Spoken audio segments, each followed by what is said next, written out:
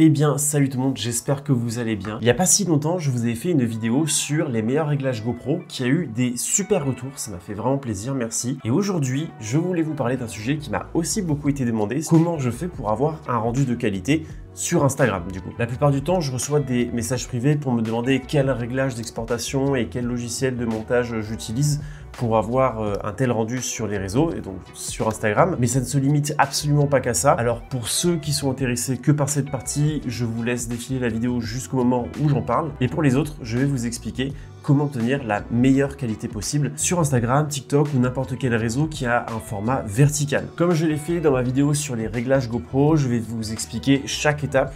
Comme ça, peu importe la caméra que vous utiliserez aujourd'hui ou à l'avenir, vous aurez toujours un rendu de qualité sur les réseaux. Cela paraît assez évident, mais la qualité de votre caméra a beaucoup d'importance sur le rendu final de votre vidéo. Alors ne soyez pas trop exigeant avec le résultat que vous aurez obtenu si vous avez une caméra ou un drone qui est d'entrée de gamme. Dans tous les cas, l'idéal c'est d'avoir quelque chose qui puisse filmer au moins en 4K et le mieux c'est d'avoir une caméra qui puisse directement filmer en format vertical. Alors, si vous cherchez à avoir un rendu de qualité pour du format vertical, il y a des caméras qui sont plus pertinentes que d'autres, forcément. Déjà, si vous avez un bon téléphone, franchement, cela peut être largement suffisant. Sinon, vous avez la DJI Osmo Pocket 3 qui est vraiment une super caméra, disponible avec un micro sans fil. Donc pour les vlogs, franchement, ça peut être super intéressant. C'est une caméra que je recommande quand même beaucoup à pas mal de monde, que vous soyez professionnel ou amateur. Et pour ce qui est des drones, vous avez deux options. Soit vous avez le DJI Mini 3 Pro qui filme directement en format vertical, tout comme son plus récent, le DJI Mini 4 Pro. Et si vous voulez aller dans quelque chose de plus haut de gamme, vous avez les Mavic 3 qui sont capables de filmer jusqu'en 5K, mais ça commence un peu à coûter cher. Pour ce qui est des caméras d'action, vous avez aussi pas mal de choix. Chez GoPro, vous avez de la 11 à la 13, elles sont vraiment très bien. Et DJI a récemment sorti la Action 5 Pro qui est vraiment bluffante. Donc vous avez quand même un choix assez large. Après, ça va dépendre de ce que vous voudrez filmer et partager sur le réseau, puis évidemment aussi de votre budget. Si ça vous intéresse, je vous mets toutes les références de caméras que je conseille pour le format vertical directement dans la description. Le format vertical, c'est le format 9/16e, à l'inverse du format horizontal 16/9e. C'est le nerf de la guerre, clairement, pour avoir une vidéo de qualité sur Instagram ou les autres réseaux. On va se cantonner à dire Instagram. Parce que si on a filmé à l'horizontale, on part déjà avec un désavantage. Alors que si on avait directement filmé en 9/16e, vertical, on ne perdrait pas en qualité et en valeur de plan. Alors convertir du 16/9e en 9/16e, ce n'est pas facile et ça implique beaucoup de contraintes. C'est pas pour rien que les vidéastes professionnels sont pas très contents quand leurs clients leur demandent au dernier moment de faire une vidéo en verticale alors qu'ils ont fait tout le tournage à l'horizontale. Alors si vous filmez en format vertical, tout sera plus facile et si vous devez convertir une vidéo filmée à l'horizontale en verticale, il va y avoir une étape supplémentaire qui peut être un peu contraignante. Eh bien, je pense que c'est le moment idéal pour vous parler du sponsor de cette vidéo qui est Motion Array. Encore une fois, c'est une plateforme où il y a plein de choses qui vont intéresser beaucoup, je pense, tous ceux qui sont dans le monde professionnel de la vidéo et qui ont besoin de donner un petit peu plus de détails et de professionnalisme à leur contenu. Et là, puisqu'on parle de format vertical, je vais vous montrer que sur Motion Array, il y a plein de choses, notamment avec le format directement en vertical.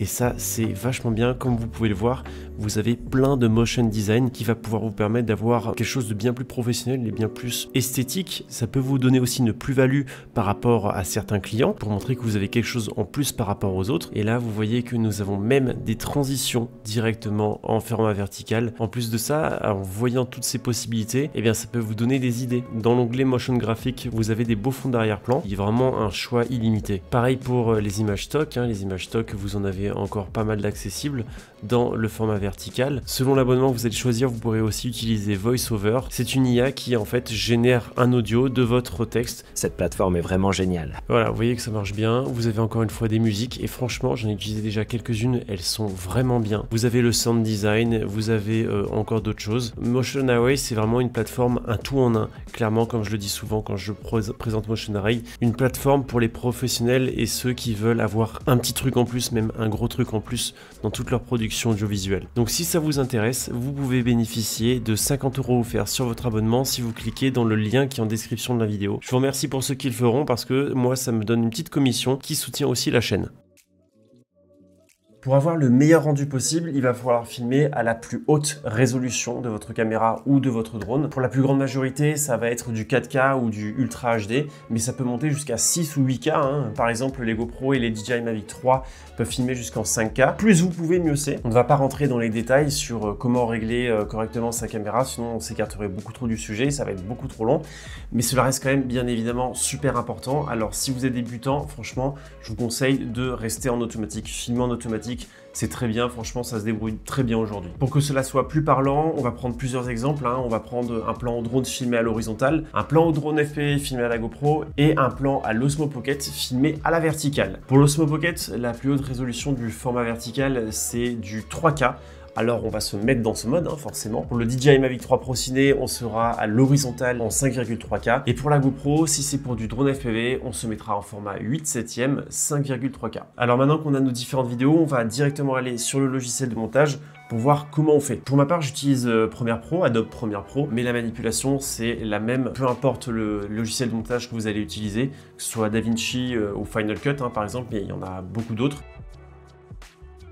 Nous voilà sur Adobe Premiere Pro 2025. On va commencer un nouveau projet directement. On va l'appeler test réel, tout simplement. On va virer cette partie qui sert à rien. On vient de créer notre projet. On va se faire un nouvel élément, nouvelle séquence. Et c'est là que c'est très important pour ce format vertical. Moi, j'ai un paramètre évidemment prédéfini sur vidéo 4K 9/16e et vidéo 4K 16/9e. Là, on veut un rendu à la verticale. Donc, on va choisir vidéo 4K 9/16e. Vous avez tous les réglages ici. Pour aller un peu plus dans les détails, c'est pas très compliqué. Pour la taille de l'image, vous mettez en 2160 par 3840 et normalement vous aurez la conversion 9/16e. Si je mets 4000, vous allez voir que ça met autre chose. Ça c'est un bon indicateur. Donc voilà, rien de bien compliqué là-dedans. Alors finalement, on va travailler avec ces projets-là. Là, nous avons un plan au 70 mm fait avec le DJI R3S. Là, pareil, toujours R3S mais en format 16/9e. Nous avons de l'Osmo Pocket 3 en format 16/9e aussi. Et pour le format qui est directement à la verticale, nous avons un rush à la GoPro Hero 11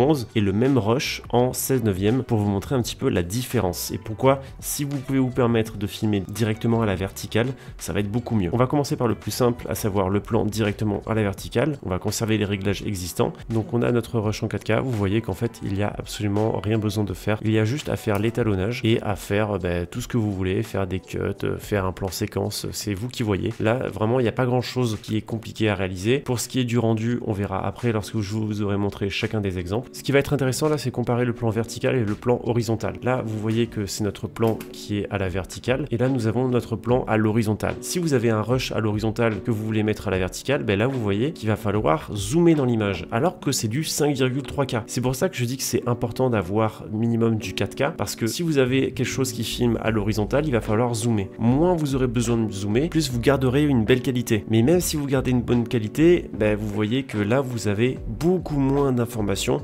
qu'avec le plan qui est directement à la verticale. Parce que là, si je coupe et que je mets le rush ici à l'horizontale, ça n'a rien à voir. Vous voyez que là, le plan à la verticale, en fait, on a beaucoup plus d'informations. Et là, clairement, le plan 16/9e, c'est un plan qui est zoomé. Bon, l'avantage vraiment, c'est qu'il n'y a pas vraiment tant de différence de qualité que ça, mais ça n'empêche que ça n'a complètement rien à voir en termes de valeur de plan. Même principe, du coup, si vous avez un autre plan avec le DJI R3S, ici, vous voyez que là, on a beaucoup moins d'informations parce que c'est filmé en 4K et pas en 5K. Vous voyez quand même la grosse différence qu'il y a entre un plan 5K et un plan 4K. Donc on garde notre plan 4K et en fait ce qu'on va faire, c'est qu'on va aller tout simplement zoomer dans l'image jusqu'à ce qu'on n'ait plus de noir. On a fait un zoom de 78% là. Donc là on a notre plan, alors ça marche toujours et en plus l'avantage du coup c'est que vous allez pouvoir déplacer un petit peu l'image comme vous voulez, mais bon, rien à voir avec un format directement à la verticale. On fait la même chose du coup avec un autre plan fait au 70 mm. Là vous voyez qu'on perd quand même pas mal d'informations. Si on a l'image au complet,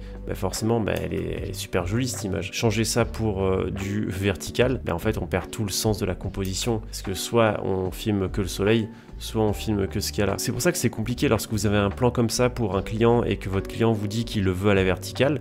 En fait voilà, vous vous retrouvez avec ça, donc c'est pas possible. Et voilà, comme je vous ai dit, hyper important le 4K parce que vous voyez que même si on a zoomé dans l'image, on a quand même quelque chose de vraiment avec une très belle qualité et c'est tout à fait exploitable sur les réseaux hein, et sur les téléphones. Là, vraiment personne va voir la différence. Donc pourquoi pas? Ça vous permet d'avoir quelque chose d'un peu plus zoomé sur lui. Mais si vous pouvez filmer à la verticale, vraiment faites-le. Hein. Donc après, une fois qu'on a cette image, on va prendre cet exemple ici. Hein. Bon, je vais pas faire de la colorimétrie, c'est pas l'objectif de la vidéo. Mais voilà, imaginons, on veut juste ce passage-là.